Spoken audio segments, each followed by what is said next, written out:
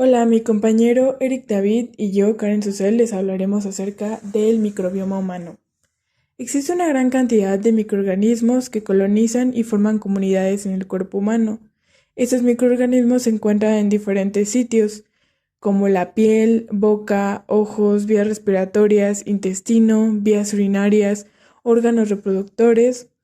Todas las comunidades del cuerpo reciben el nombre de microbioma, al cual lo abordaremos desde una perspectiva ecológica, ya que coexiste en el ecosistema interno que conformamos los humanos, y los microorganismos en conjunto como bacterias, virus, hongos, entre otros. Esto comenzó a estudiarse a finales de los años 90, sin embargo, no se ha podido profundizar debido a las limitaciones existentes en las técnicas de análisis. Dichas técnicas se basan en el cultivo de microorganismos y en la posterior extracción del material genético para su secuenciación. Aún así, se ha resguardado información valiosa para comprender el funcionamiento de los microorganismos existentes en él, como algunas cepas, especies que actúan de acuerdo a sus particularidades, así como los beneficios que adquirimos de esta relación mutua, así como lo que puede ocasionar un desequilibrio en las microbiotas, la repercusión que tiene el microbioma humano y también las propuestas y avances que se tienen sobre las técnicas que pudieran restablecer un microbioma dañado. El microbioma humano es una comunidad de microorganismos que se encuentra en todas las superficies de nuestro cuerpo. Está formado por hongos, levaduras, arqueas, virus, pero se compone principalmente de bacterias. Una persona alberga alrededor de 38 billones de células bacterianas. El 97% de estas células viven en el intestino grueso. La microbiota es el conjunto de bacterias que colonizan la piel, el aparato digestivo, incluidas la boca, el aparato genital. Lo hacen desde el vientre materno, pero fundamentalmente esto sucede desde el nacimiento. Por otro lado, el microbioma humano es la comunidad de diferentes microorganismos que ocupan un entorno particular, la manera en que estos interactúan entre sí y cómo las condiciones ambientales pueden dañarlos. ¿Quiénes lo conforman y cuáles son sus principales tipos? Bien, pues está compuesta principalmente por una gran diversidad de microorganismos de todo tipo. En su mayoría son bacterias, pero también existen hongos, virus y protistas, incluso pequeños artrópodos y arqueas. Algunos de los principales filos bacterianos del microbioma humano son, por ejemplo, las actinobacterias. Estas se encuentran en el intestino grueso y en las cavidades nasales. Los firmicutes, que se encuentran en la microbiota intestinal. Los bacteroides, que habitan en las cavidades orales. Las proteobacterias, que habitan en el tracto digestivo.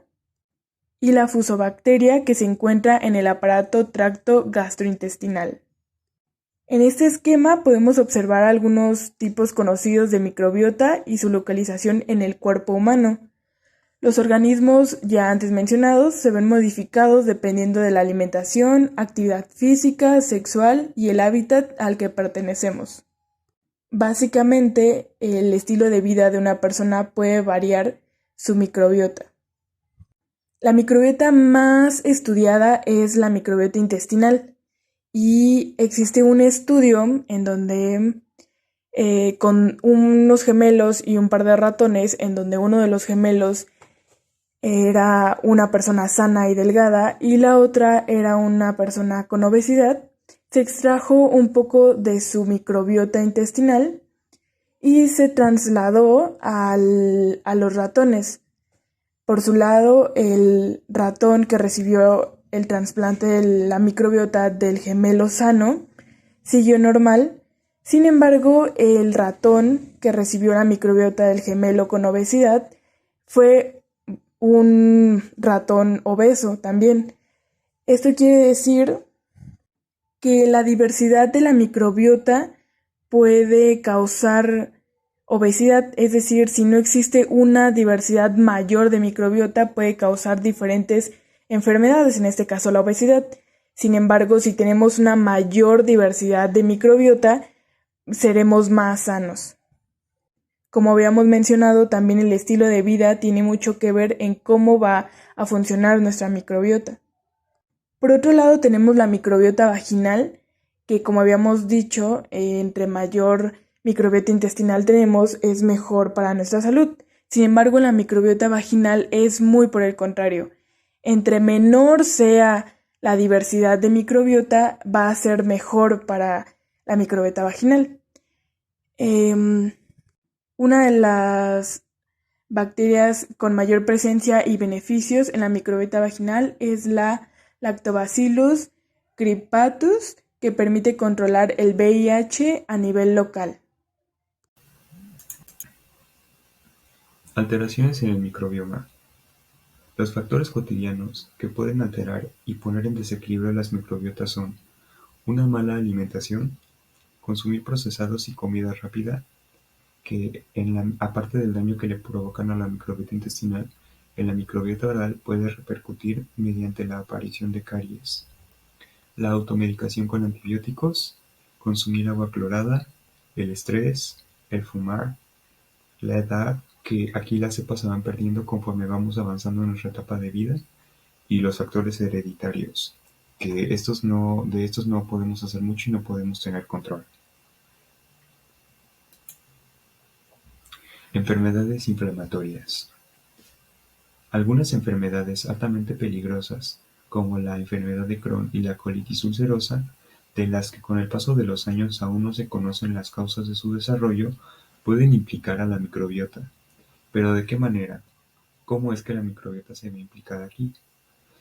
Pues según estudios que aún continúan realizándose, sugieren que un vector de transmisión en un microorganismo patógeno hace que se pierda la tolerancia inmunológica ante la presencia de bacterias y así inhibiendo su crecimiento y desarrollo. Como ustedes recordarán, una microbiota con una diversidad muy poca o muy nula, sobre todo intestinal, es una microbiota que tiende a no ser sana y a no mantenerse en sus condiciones normales. En respuesta a estos invasores, hay una importancia en la presencia de butirato de ácido butírico, que es una sustancia ácida que es fuente de energía para las entidades que se encuentran en el intestino. Provoca que las bacterias aumenten e inflamen al intestino. Lo hacen en una respuesta normal a estos invasores y lo hacen por una buena causa, aunque los resultados no puedan parecer los mejores. La administración de antibióticos a muy temprana edad provoca que se desarrollen trastornos inflamatorios también, a edades muy jóvenes, dado que la incidencia de casos de enfermedades inflamatorias ocurren casi siempre entre los 30 o después de los 40. El caso más sonado y más documentado es el de la actriz Heather O'Rourke, que es la protagonista de la saga de Poltergeist en los años 80.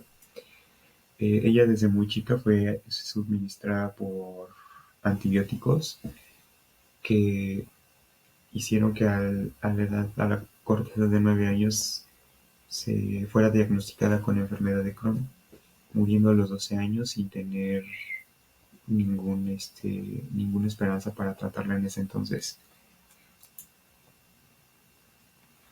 La disbiosis y el desarrollo de tumores. La disbiosis es el desequilibrio microbiano de la microbiota normal, debido a los cambios cuantitativos y cualitativos de su composición, en su funcionamiento o actividades metabólicas, o bien a los cambios en su distribución. Sabemos que el cáncer es la segunda causa de muerte a nivel mundial, y existen agentes capaces de provocar disbiosis en diferentes microbiotas que pueden predisponernos a desarrollar tumores cancerígenos. Eh, los casos más documentados es, por ejemplo, la presencia de Helicobacter pylori, que es la principal causante de úlceras y cáncer gástrico. El virus del papiloma humano, que muchas veces provoca cáncer cervicouterino. Shigella flexneri, que en una disbiosis intestinal provoca una proliferación celular que favorece el crecimiento tumoral y por lo tanto una mayor predisposición al cáncer. Y en la disbiosis oral, la bacteria Capnocytophaga gingivalis es promotora de tumores en órganos como pulmón, colon y páncreas. Por el lado contrario, existe la eubiosis, que esta funciona como un control anticancerígeno. La microbiota en estado de eubiosis favorece una respuesta antiinflamatoria, además de que puede fabricar moléculas antitumorales capaces de inhibir la carcinogénesis. Una de las especies que más hemos estado estudiando y tratado de aislar en el laboratorio de prácticas de biología de procariontes es el Lactobacillus. Particularmente el Lactobacillus casei produce un metabolito llamado ferricromo, que es un sideróforo capaz de provocar apoptosis o suicidio celular, que esta es un proceso ordenado que degrada partes claves de la célula hasta su muerte, inhibiendo precisamente el desarrollo del cáncer. Y como conclusión, o nuestras conclusiones serían que el microbioma humano es un pilar muy importante para el correcto desempeño del resto de los sistemas del cuerpo, y que a pesar de que aún es un campo en el cual se requiere mucha investigación, se sabe que mantenemos una relación simbiótica con los filos bacterianos de las distintas microbiotas, lo cual nos brinda un funcionamiento adecuado de muchos procesos fisiológicos y que los órganos realicen en óptimas condiciones sus funciones. Hay factores y hábitos que en nuestra cotidianidad llevamos a cabo que podrían perjudicar a este conjunto de microorganismos, desestabilizando las demás funciones de nuestro microbioma, por lo que es importante llevar una buena alimentación en conjunto con un estilo de vida saludable y una correcta administración de antibióticos en caso de requerirse, y siempre bajo las indicaciones de los expertos en la salud o de nuestros médicos. A continuación les dejamos nuestra bibliografía consultada y muchas gracias.